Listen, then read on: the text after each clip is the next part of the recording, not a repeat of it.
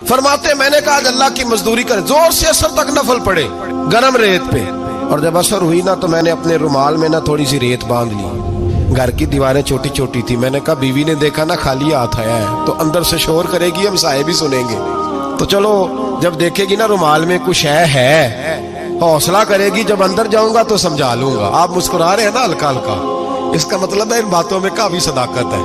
कहते मैंने वो कहा कि चलो दूर से देखेगी तो घर जाके समझा लूंगा।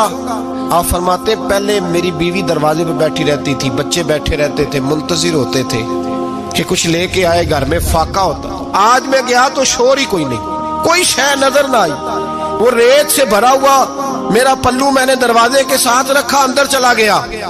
बीवी को आवाज दी कहाँ हो, कहने लगी मुंह हाथ धो लो, मैं रोटी लेके आई। तो हाथ धो गई, रोटी किधर से आई? इस घर में तो फाके थे, खाना किधर से आया? कहते रोटी लाई, सलाद भी लाई, दूध भी लाई, उस जमाने में जो नेमतें थी फल भी लाई, सारा आ गया।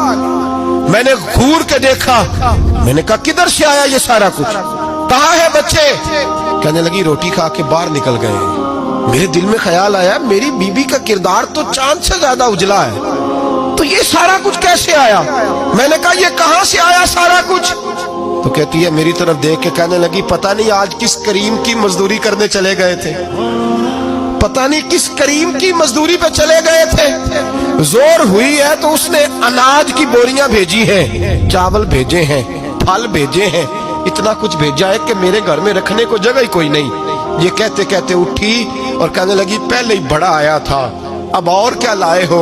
आप फरमाते मैं सख्ते में था, उसने जाके मेरा रुमाल जो खोला, मैं रेत लाया था, रब करीम ने हीरे बना दिए।